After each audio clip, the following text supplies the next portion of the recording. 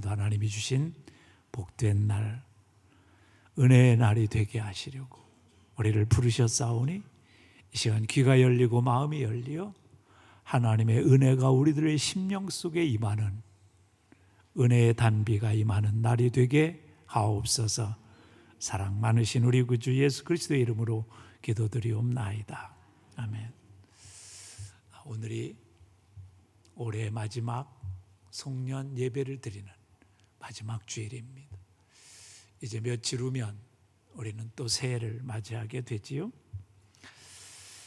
사람마다 형편이 좀 다르겠지만 한 해를 보내는 감회가 다 다릅니다. 깜냥엔 산다고 분주하게 보냈지만 한 해를 되돌아보면 제대로 한 것이 없다, 그런 착잡함이 우리 마음에 드는 것도 우리의 현실이지요. 예인수녀가 쓴 송년엽서라는 시가 있습니다.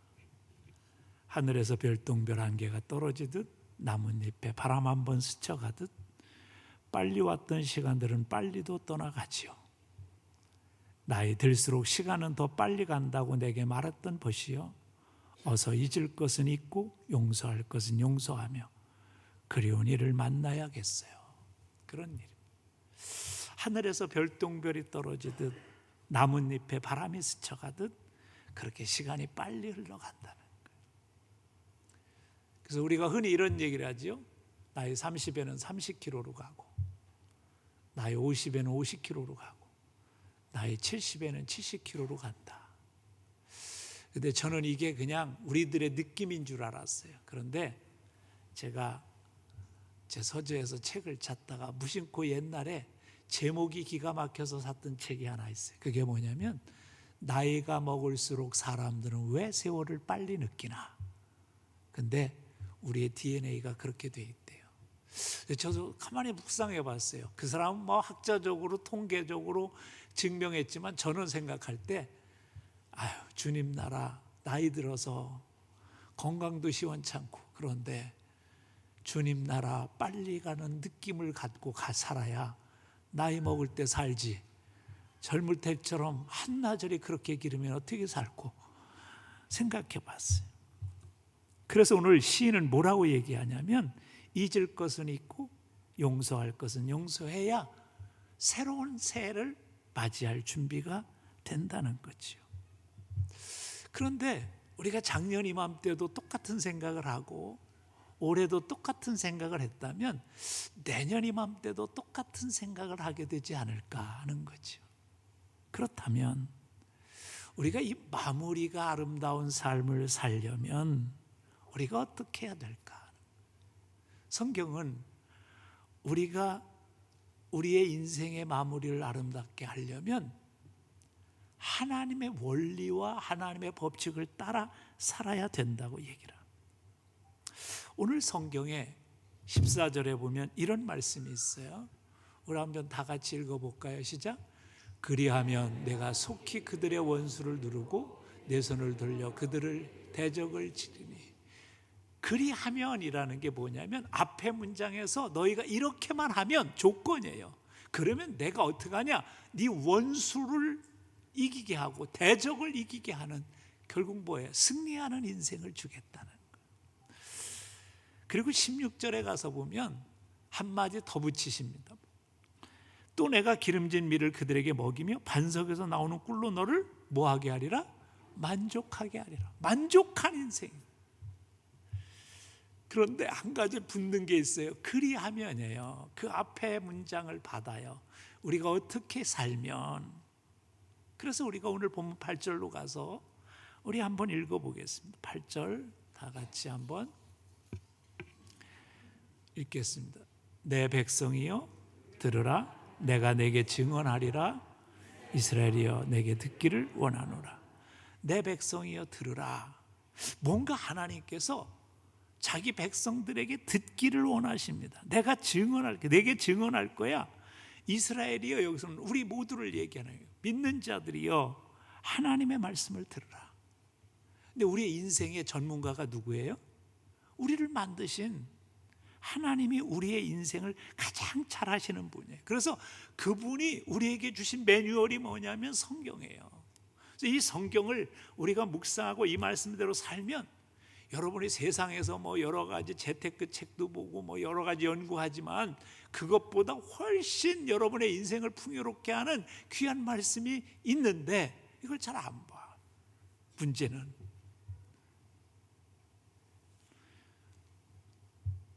어제 우리의 집에 보일러가 고장이 났어요. 그래서 제가 열심히 막 인터넷을 찾아서 열심히 막 가서 고치려고 하고 막 노력을 여러 번 해서 수십 번은 해봤을 거야. 근데 안 되더라고. 왜냐하면 전문가가 내가 아니라 그래. 그럴 때 누구한테 맡겨야 돼요? 전문가한테 맡기면 돼.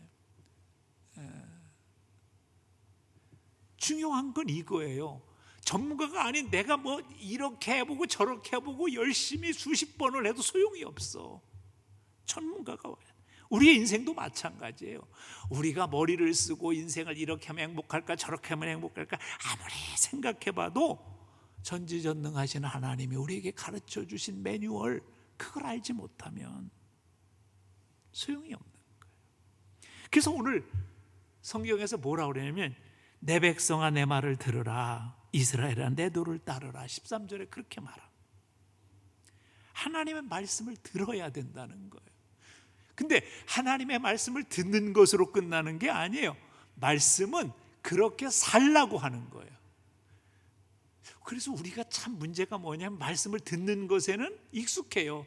교회 와서 말씀 듣고 때로는 유튜브 말씀 보고 뭐 우리가 말씀을 듣는 방법은 많아요. 근데 말씀을 듣는 것으로 우리의 지식이 커지는 것으로 우리의 삶이 변하지 않아요. 그 말씀을 내가 한 번이라도 행하고, 내 삶 속에 하나님의 간섭하심이 있고요, 하나님의 만져주심이 있고 하나님의 손길이 있을 때 거기에 기적도 일어나고요, 하나님의 역사도 일어나고요, 하나님의 풍요로움의 일도 일어나는 거죠. 그래서 우리 속담에도 멋있는 말이 있어요. 우리 조상들이 구슬이 서말이라도, 그럼 꿰어야 그게 뭐 목걸이도 되고 하는 거지, 백날 많아도 소용없어요. 또 재미난 말이 있어요. 부뚜막에 소금도 집어넣어야 짠맛이 나는 거예요. 소금 있다? 그렇다고 짜지지 않아요. 중요한 것은 말씀대로 살아야 되는 거예요.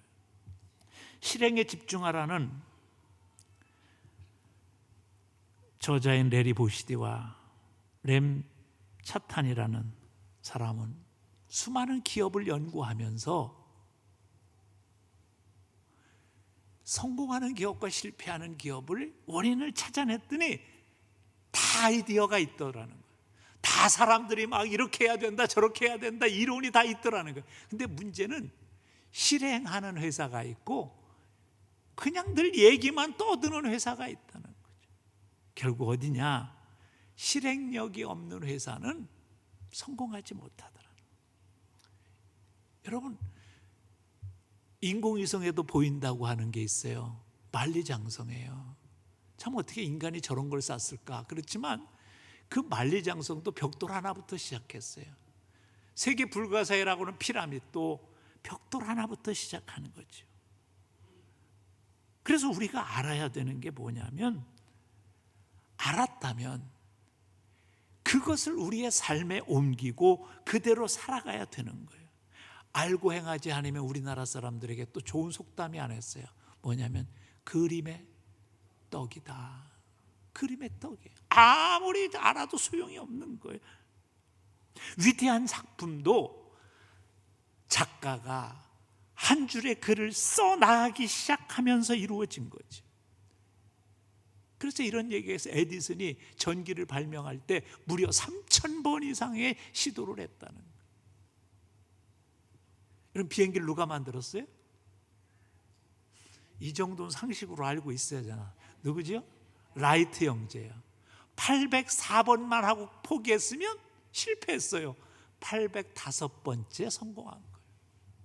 그러니까 우리가 하나님의 말씀도 우리의 삶에서 옮기려고 시도하고 또 도전하고 또 하고 그렇게 반복해서 하다가 하나님의 역사를 경험하고 하나님의 응답을 경험하는 거지, 생각만 하고 바라만 보고 있으면 안 돼요. 그래서 성경은 이렇게 얘기합니다. 영혼 없는 몸이 죽은 것 같이 행함이 없는 믿음은 죽은 것이다. 그래서 여러분, 이 말씀의 원리를 한번 내가 생각해봤어요. 올 한 해가 왜 이렇게 허무하게 지냈나? 그러면 대부분 여기일 거예요. 두 번째, 9절을 가서 우리 한번 봅시다. 너희 중에 다른 신을 두지 말며 이방신에게 절하지 말지어다. 그렇게 말씀합니다. 이 얘기는 뭐냐면 하나님께 예배하는 자가 되라는 거예요. 그래서 우리의 인생을 보고요, 우리의 인생에 어떤 문제가 생기고 어떤 삶에 꼬임이 일어나거나 막힘이 일어나면 내 예배 생활을 한번 점검해 봐야 돼요. 예배 생활이 바르게 되고 있는가? 그런데 오늘 성경에 보면 우리가 어떻게 하나님 앞에 예배해야 되는가를 자세히 기록하고 있어요. 오늘 본문 1절로, 앞에 있는 1절로 가서 보면 이렇게 되어 있어요. 우리 능력이 되시는 하나님을 향하여 기쁘게 노래하며 야곱의 하나님을 향하여 즐거이 소리칠지어다. 예배하는 자가 기쁘게 예배해야 돼요. 근데 왜 기쁘게 예배해야 돼요? 중요한 게 있어요. 이 예배를 통해서 하나님 우리를 만져주시고 우리를 치유하시고 새롭게 하시기 때문에. 그래서 6절에 가서 보면 이런 말씀이 나와요. 이르시되 내가 그의 어깨에서 짐을 벗기고 그의 손에서 광주를 놓게 하였도다. 예배하는 자에게 주신 하나님의 축복이 뭐냐면 어깨의 짐을 벗어준다는 거예요. 그리고 그의 손에서 광주리를 놓게 하신다는 거예요. 이 말은 뭐냐면 애굽의 백성들은 이스라엘 백성들은 잘 알고 있어요. 애굽에서 그들이 뭐 했냐면 피라미드 만들고 스핑크스 만들 때 노예로 사용됐어요. 그들이 역사적 고증에 보면 이들을 학대하고 어떻게든지 생명을 단축시키려고 바로 왕이 그들을 노역을 동원해서 백성들에게 그걸 쌓게 한 거예요. 일부러 쌓게 한 거예요. 그러니 늘 어깨가 어떻게 돼요? 벽돌을 날르고 통나무를 날르고 그걸 모아 일을 하다 보니까 어깨가 늘 멍이 들어. 어깨에 짐이 많아. 무거울 짐이 많아. 근데 그들을 애굽에서 노예로 살던 그들을 자유케 하시고 그들을 탈출시키셔서 주님이 원하신 게 뭐냐면 이제 뭐냐면 참된 예배자가 되게 하시려. 그래서 예배는 뭐냐면요, 우리의 어깨에 무거운 짐을 벗어주는 거예요. 수고하고 무거운 짐진 자들아 내게로 와라. 내가 너희를 쉬게 할게. 그래서 세상에서 우리가 살면서 무거운 짐이 있어, 힘든 일이 있어, 어려운 일이 있어. 그걸 하나님 앞에 가져와서 예배 드릴 때 하나님께서 우리의 인생을 만져주시며 애야 수고했다. 내가 내 무거운 짐 져줄게. 그게 예배예요. 예배는 하나님과의 교제요, 성령님과의 교통하심을 통해서 우리 마음에 위로를 받고 평안을 얻고 기쁨을 얻고 역사가 일어나는. 그래서 어깨의 짐을 벗겨주시는 게, 그래서 우리가 예배를 어떻게 해요? 기쁘게 기다려야 된다는 거예요. 우리가 세상에서 살다가 지치고 피곤해요. 그런데 주님 앞에 오면 주님이 나를 위로하시고 격려하시고. 그래서 우리가 예배드리기 전에 주님을 좀 기쁘시게 맞이할, 그 주님에 대한 기대를 갖고 이 예배를 참여하려고 하는 그 간절함의 기도가 필요한 거예요. 그래야 우리의 예배가 뭐예요? 살아있는 예배가 되고, 우리의 예배가 하나님의 역사를 경험하는 예배가 되고, 우리의 예배가 나의 마음을 치유하시는 예배가 되고, 나를 위로하시는 예배가 된다는 거예요. 그래서 우리 하나님은 우리에게 예배할 것을 계속 말씀해요. 우리 주님도 아버지께 참으로 예배하는 자들은 신령과 진정으로 예배할 때가 오나니 곧 이때라. 아버지께서는 이렇게 자기에게 예배하는 자를 뭐예요? 찾으시니라. 아버지가 내 자녀들이 와서 어떻게든지 그냥 뜨거운 밥 먹고 내게 와서 그냥 위로받고 가기를 원해요.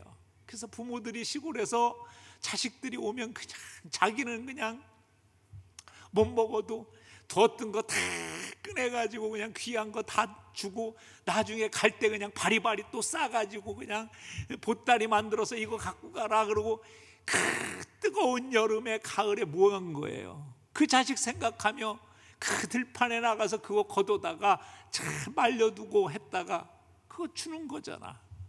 우리 하나님은 그러시려고 예배를 만드셨다는 거예요. 하나님의 위로와 축복을 우리에게 부어주시려고 우리에게 하셨다. 그래서 우리가 어떻게 하는 거예요? 주님을 찾아와서 주님의 위로를 받고 주님의 인도하심을 받는 거예요. 그래서 이런 얘기가 있어요. 우리 인생의 성공은 예배의 성공에 있다. 왜냐하면 예배 속에서 내 삶을 치료하시고 내 마음을 만져주시고 나에게 축복을 부어주시고 세상에 살아갈 수 있도록 은혜를 부어주셔서 담대하게 살아갈 수 있는 용기를 주시는 거예요.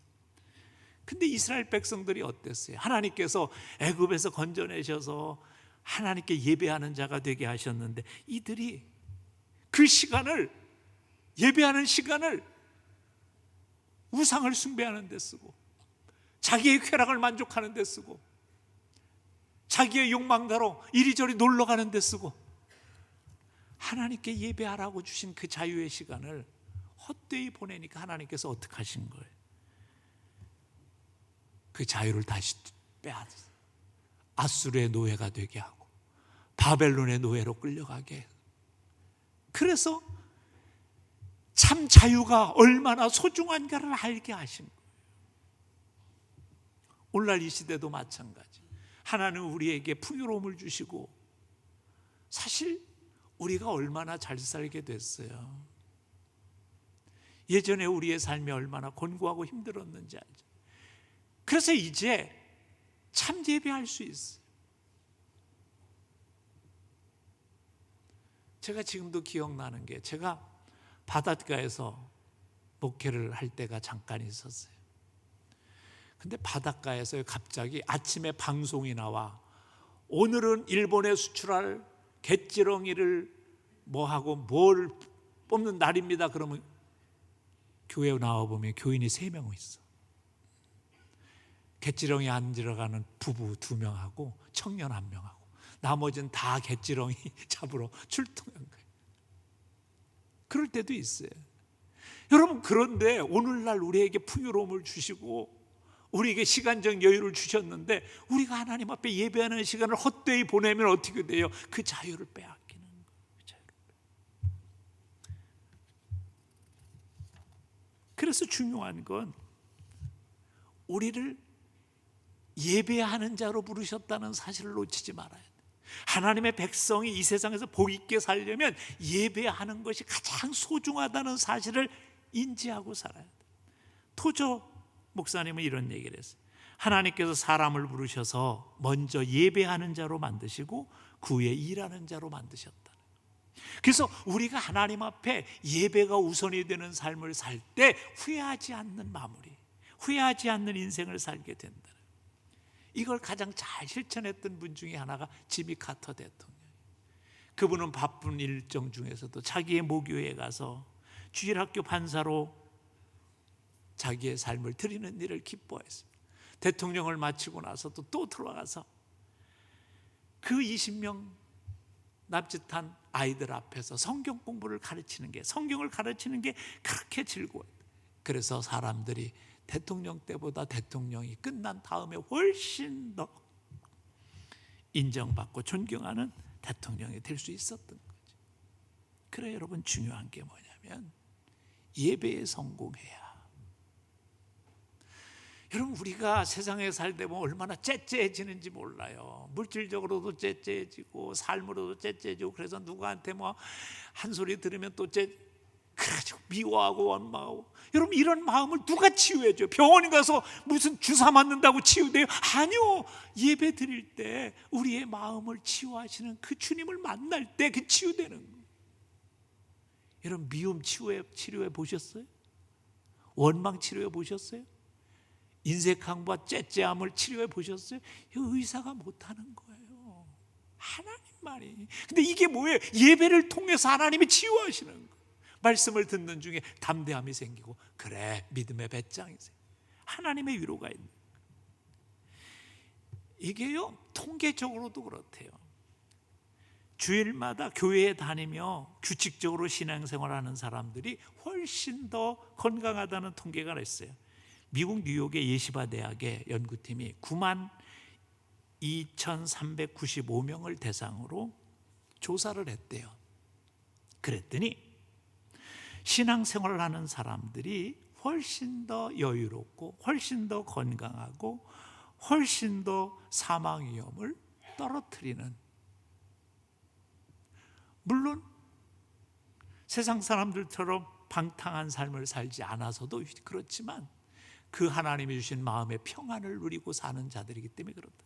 그래서 영국의 더 타임즈는 이런 조사를 했어요.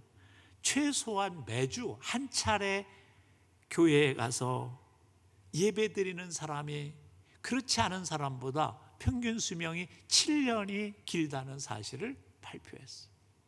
그러니까 사실은 이 예배는 우리의 마음을 치료하고 우리의 상한 심령을 치료하는 것만이 아니라 사실 그걸 통해서 우리의 육신을 치유하는 역사가 일어나는 거예요.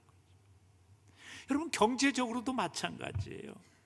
18세기 말기 프랑스 혁명한 다음에 무신론자들이 집권해가지고, 야, 어떻게 6일이라고 하루 쉬는 7일제 이거 너무 생산성이 없다. 그러니까 9일이라고 열흘째 쉬는 거 10일제로 하자. 그래가지고 그렇게 했어요. 근데 놀랍게도 생산성이요 40%가 깎이고요, 산업재해가 늘어서 다치는 사람의 수가 3배가 늘어났다. 그래가지고 다시 복귀한 거예요. 이미 실험 다 했어요. 소련에 공산주의가 들어오고 나서 레닌이, 야, 저 프랑스는 실패했으니까 우리는 그러면 8일로 하자. 그래서 7일 일하고 8일째 쉬는 걸로 했어요. 그랬더니 생산성의 30%가 감소돼서 다시 7일로 돌아온 거예요. 그러니까 하나님이 이미 우리들 속에 매뉴얼로 가르쳐 주신 그 말씀이 얼마나 정확한 것인가를 아는 자는 어때요? 예배하는 자가 되고 그 하나님의 말씀의 원칙을 따라 살 수밖에 없게 되는 거지. 마지막으로 10절에 가서 보면 이런 말씀이 있습니다. 우리 10절 다 같이 읽어봅시다. 시작.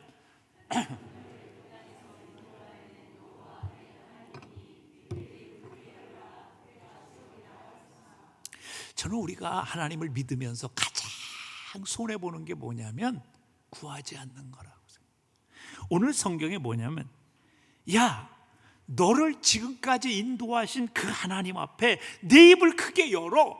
그 말이 뭐예요? 구해. 그러면 내가 채워줄게. 7절에 가서 보면 이런 말씀이 있어요. 내가 고난 중에 부르짖으며 내가 너를 건졌고 우레소리 은밀한 곳에서 내게 응답하여 무리바 물가에서 너를 시험하여. 고난 중에서 부르짖으며 하나님이 어떤 분이에요? 들으시는 분이라는 거예요. 그러니까 우리가 가만히 1년을 지나고 나서 우리의 인생을 살펴볼 때 내가 기도하는 것을 놓치고 있지 않았나, 그걸 좀 생각해. 더 많이 구하고 더 많이 부르짖었으면 어땠을까? 더 많이 간구했으면 어땠을까? 저는 그게 가장 후회가 돼요. 더 많이 기도했어야 되는데. 저는 이렇게 보면 사탄들이 준동하고 사람들이 인색하고 그런 모습들을 보게 돼요. 사탄의 전략이지요.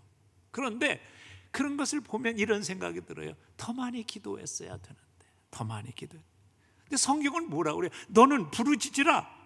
내게 부르짖으라. 내가 내게 응답하겠고 내가 알지 못하는 크고 은밀한 일을 내게 보이리라. 하나님이 비밀을 보여주신다는 거예요. 우리의 인생의 해답과 우리의 인생의 가는 길을 보여주셔서 우리가 어떻게 해야 지혜로운가를 알 수 있게 해요. 그래서 성경을 읽다 보면요, 그런 걸로 가득 찼어요. 모압과 암몬과 세일의 연합군대가 쳐들어왔을 때 유다는 군대가 없었어요. 그런데 어떻게 해요? 하나님 앞에 나가 전쟁의 승패는 하나님께 달려있다는 사실을 알고 모두 합심하여 기도했더니 하나님께서 그 원수를 이기게 하시는 역사를 경험하게 돼요. 히스기야가 죽을 병에 걸렸어요. 야, 이제 의사가 그래요. 이제 왕이시여 당신 죽었습니다. 그러니 어때요? 식음을 전폐하고 하나님만을 찾기 시작합니다. 하나님 살려주세요. 하나님이 그 기도를 들으시고 그를 살려주셨어요.